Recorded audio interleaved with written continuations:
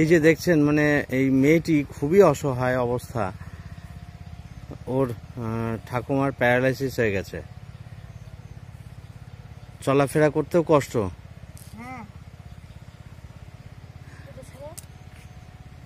এখানে বসে কোন রকম গায়ে জল ঢাললেন।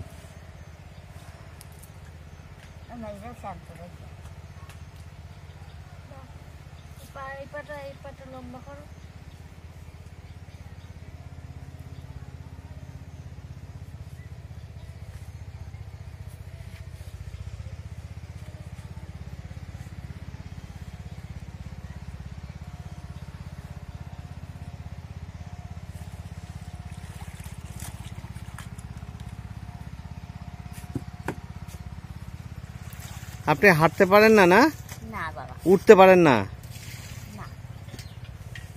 খুবই কষ্ট তো এরকম ভাবে চলা।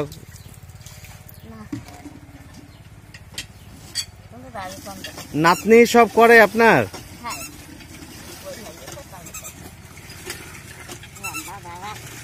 রান্না বাড়া, খেতে দেওয়া সব? আচ্ছা আচ্ছা, আপনি রান্না করতে পারেন? বসে বসে রান্না করেন নাকি? এই এত বয়স হয়ে গেছে আপনার, আমি তো দেখে অবাক হয়ে যাচ্ছি, এই বয়সে কি করে রান্না করেন? আপনাকে তো এখন রান্না করার কথা নয়, কিন্তু আপনার বয়স কত হলো? 103 বছর বয়স? 103 বছর? কি বলছো?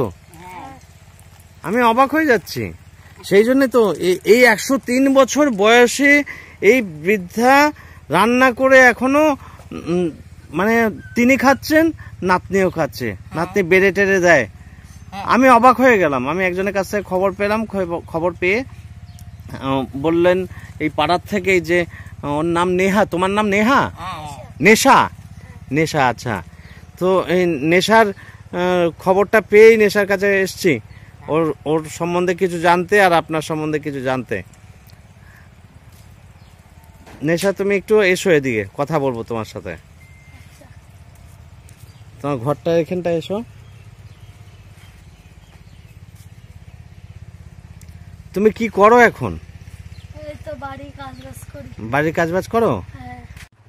আমি শুনলাম তোমার নাম নেশা। বয়স কত তোমার? 14 বছর। 14 বছর? পড়াশোনা করো? কোন ক্লাসে পড়ো? আগে পড়তাম, এখন পড়ি না। আগে পড়তে, এখন পড়ো না? আমি শুনলাম যে তোমার বাবা মা কেউ নেই। মারা গেছে অনেকদিন আগে মারা গেছে। তো বাবা কত বছর আগে মারা গেছে? বাবার এই তো 12 বছর হয়েছে, আর মার এই 14 বছর। বাবা 12 বছর আগে মারা গেছে, মানে মা সবার আগে মারা গেছে, তারপর বাবা মারা গেছে।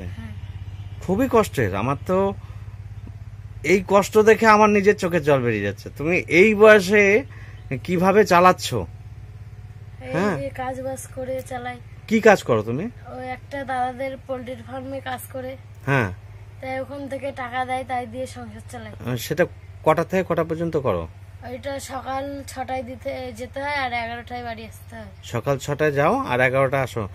বাপরে, সেই সকালবেলা 6টার মানে ভোরবেলা তো, মানে কুয়াশা থাকে, সেই সময় যাও আর 11টার সময় আসো। কত টাকা করে পাও? 140 টাকা করে দেয় প্রতিদিন। সেখানে কি করতে হয়? এখানে ম্যাশ, ওষুধ আর জল দিতে হয়। আচ্ছা, সেই কাজটা প্রতিদিন থাকে? আচ্ছা, খুব ভালো লাগলো তোমাকে দেখে। তুমি এত কষ্ট করেও ঠাকুমাকে দেখে রেখেছো। হ্যাঁ, কত কষ্টে রয়েছো, বাড়ি ঘর ধরো তো সেরকম অবস্থা নেই। তো তোমাকে দেখে তো আমার মনে হচ্ছে যে আমি এখনই নিয়ে চলে যাই। আমাদের আশ্রম আছে একটা, বুঝতে পেরেছো? আশ্রমে সব মেয়েরা থাকে, লেখাপড়া করে, থাকে, খায়, খাওয়া দাওয়া করে, বুঝতে পেরেছো? তো ওইখানে তুমি গিয়ে থাকলে পরে তুমিও থাকতে পারবে, লেখাপড়া করতে পারবে, খেলাধুলা করতে পারবে, তোমার নতুন করে জীবন হয়ে যাবে। তো যাই হোক, আমি বিস্তারিত বিষয়ে আসছি পরে একটুখানি। তো তোমার ঘরটা একটু দেখতে চাই, ঘরের ভেতর দেখাবে? চলো তো একটু দেখে কি আছে। ঘরের মধ্যে জিনিসপত্র আছে?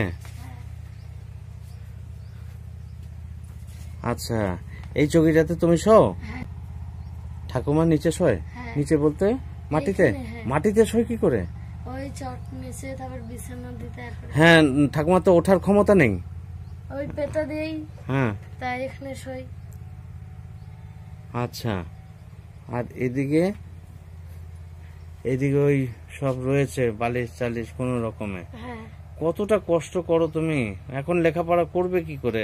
তোমাকে তো পেট চালাতে হবে, পেট চালাতে গেলে রোজগার করতে হবে। হুম, তো এই বয়সে তুমি রোজগার করছো যাতে তোমার পেটটা চলে।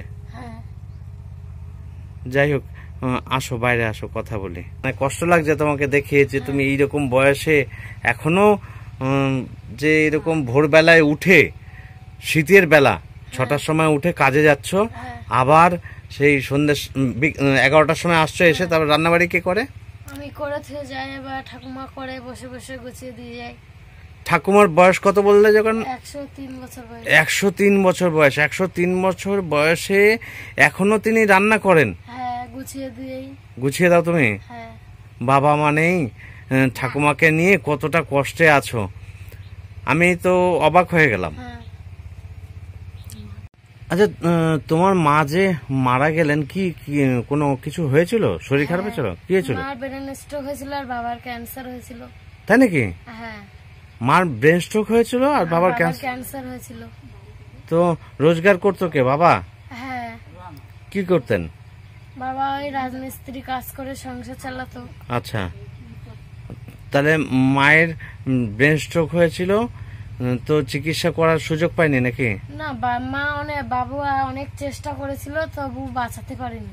তাই নাকি? আর বাবার অনেক মানে প্রথমে হার্নিয়া হয়েছিল, বাবার নিজের গভীরতায় চিকিৎসা হয়নি, তাই জন্য এটা মা মারা গেছে, তাই তো? হ্যাঁ, আর বাবা মা আগে মারা গেছে, তারপরে বাবা মারা গেছে। আচ্ছা, ও বাবার হার্নিয়া হয়েছিল, হ্যাঁ। সেটারও চিকিৎসা করাতে পারেনি? না, বাবা ফুটে বলতে পারেনি। ও আচ্ছা আচ্ছা, মুখ ফুটে বলতে পারেনি যে হার্নিয়া হয়েছে, হ্যাঁ। তো তার জন্য চিকিৎসাটাও করেনি নিজে? না, ওই গ্রামে দাদারা মিলে জোর করে চিকিৎসা করিয়ে তারপরে ধরা পড়লো, তাই ক্যান্সার ধরা পড়েছিল, হ্যাঁ তবে মারা গেছে। হ্যাঁ। খুবই কষ্টের ব্যাপার। ঘর তো দেখলাম, হ্যাঁ। এরপরে তোমার পায়খানা বাথরুম কোথায় আছে? পেছনে। পেছনে আছে? হ্যাঁ। আচ্ছা, ঠিক আছে। তা ঠাকুমা সকালবেলায় ভোরবেলায় ওঠে নাকি ভোরবেলা উঠে? ওঠে। হ্যাঁ।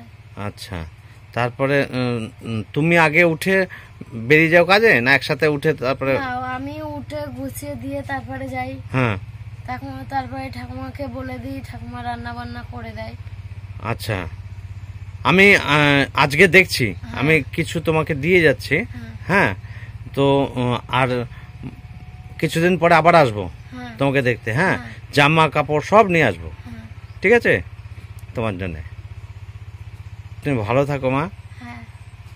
নাতনির কাছ থেকে সব শুনলাম, আপনার 103 বছর বয়স। বাপরে, এত বছর বয়স!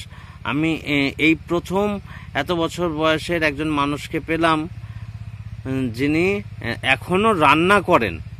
এটাতেই অবাক হয়ে যাচ্ছি যে হ্যাঁ, হাঁড়ি কুড়ি মাজেন, চোখে দেখতে পান? 103 বছর বয়সে চোখেও দেখছেন চশমা ছাড়া? চশমা দেন না? সবই ঠিক আছে, শুধু ওই পাটার জন্য, পায়ের জন্য অসুবিধা হয় একটু, মানে আপনি ওই উঠে দাঁড়ানোর ক্ষমতা নেই, কিন্তু এই অবস্থাতেই রান্নাবাড়ি করে যাচ্ছেন, নাতনিকেও খাওয়াচ্ছেন, আপনিও খাচ্ছেন, সব এইরকম ভাবে চলছে। আমার খুব কষ্ট লাগছে জানেন তো, আপনাকে দেখে, নাতনিকে দেখে। দেখি ওর যদি কিছু করার ইচ্ছা রইলো ওর জন্যে, নাতনির জন্য, আপনার জন্য আমি যা পারবো আপনাকে দিয়ে যাব। আবার 2-1 দিনের মধ্যে আসবো, 2-4 দিনের মধ্যে।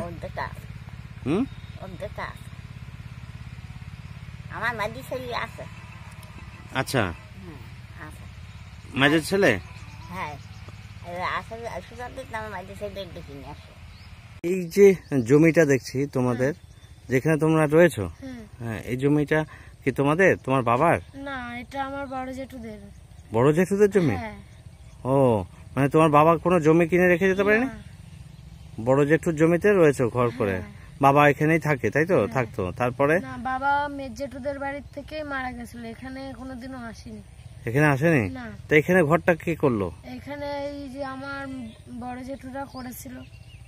আচ্ছা, তো সেখানেই তোমরা থাকছো এখন? হ্যাঁ। এখানে তো দেখছি বাগানে প্রচুর এই যে অনেক সবজি টবজি নানান জায়গায় রয়েছে, সর্ষে গাছ দেখছি, তারপরে এদিকেও তো অনেক কিছু রয়েছে। হ্যাঁ। এটা কি পালং শাক? হ্যাঁ। শিম গাছ টাছও রয়েছে। হ্যাঁ। তো তোমার প্রয়োজন হলে পরে আনো না শিম টিম? না, আমি জানি না, ওরা দিলে নেই, না নিলে নেই না। না দিলে নাও না? না। বেশ, খুব ভালো। হ্যাঁ, নিজে হাত দিয়ে কিছু আনবে না, দিলে দেবে, হ্যাঁ। না দিলে আনবে না। না। তুমি তো রোজগার করছো, কিছুটা হলেও তো চলছে। হ্যাঁ, চলছে। তো এখানে পাথর রয়েছে কিছু দেখছি, ওই যে ওই বাড়িতে কাজ হচ্ছে সেই জন্য রেখেছে, তাই তো? তো রান্নাঘরে যাও কি করে? তোমার রান্নাঘর দেখছো? ওই ফাঁকা দিয়ে যাই। চলো তো দেখি কিভাবে যাও।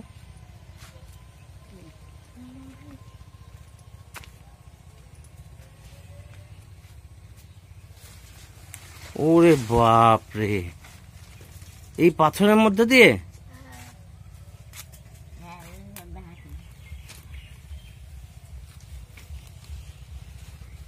এটা রান্নার জায়গা?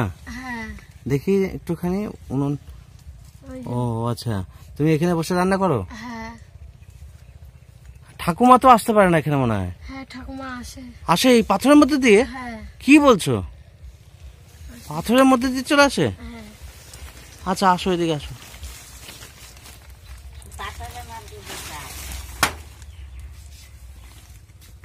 এই পাথরের মধ্যে দিয়ে তোমার ঠাকুমাকে যেতে হয়? হ্যাঁ।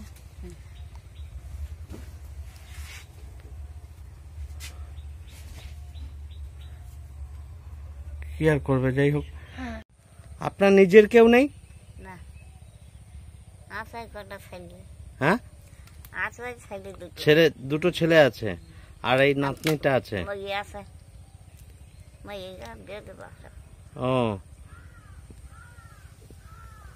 একটু আশীর্বাদ করেন, আমি আপনাকে প্রণাম জানাই। হ্যাঁ, আপনি ভালো থাকুন। আমাকে কি এক দুবার ভেঙেছেন? তিনবার। তিনবার পা ভেঙেছে? হ্যাঁ। ও, যার জন্যই এখন চলতে পারছেন না, খুব কষ্ট হয়ে গেছে। কষ্ট মানে আজকে গ্যাসে না পুজি যে। আমি আপনাকে প্রণাম করলাম, আপনি আমাকে আশীর্বাদ করুন যাতে এরকমভাবে আপনাদের পাশে থাকতে পারি। হ্যাঁ, লেখাপড়া কত দূর করেছো, কোন ক্লাস পর্যন্ত? এই তো 7 অবধি করেছি। 7 পর্যন্ত করেছো? বাহ, তারপরে আর পড়তে পারোনি, যেতে পারোনি স্কুলে? না। মানে এই কাজে হ্যাঁ। ঢোকার জন্যই তুমি পড়াশোনা বন্ধ করে দিয়েছো? হ্যাঁ। বাবা মরল, মা মরল। বাবা মূল্য মা মূল্য, সেই কারণে? হ্যাঁ। আর জেঠু অনেক চেষ্টা করেছিল, মেজেঠু পড়াশুনো করে অনেকে করে, কিন্তু বড় জেঠুরা করতে দেয়নি বলে একটা এই জেঠুর আফসোস থেকে গেছে। স্বাভাবিক, সেটা থাকবে, কিন্তু মানে আরো তো অনেক জায়গায় যাই, অনেক মানুষের সাথে কথা বলি, অনেক বাচ্চাদের দেখি, মেয়েদের দেখি, ছেলেদের দেখি, কিন্তু তোমাকে দেখে আমার একটা জিনিস ভালো লাগলো যে তুমি যতটুকুনি পড়াশোনা করেছো তার মধ্যে থেকেও তোমার যে ব্যবহার, সেটা আমাকে খুব ভালো লেগেছে, সেটা আমার কাছে খুবই ভালো লেগেছে। তুমি সত্যিই ভালো মেয়ে, মানে মানুষের সাথে কিভাবে কথা বলতে হয়, কেমন ভাবে চলতে হয়, সেই ব্যবহারটা তুমি জানো, হ্যাঁ। যার জন্য আমার ভালো লাগলো। আশীর্বাদ রইলো।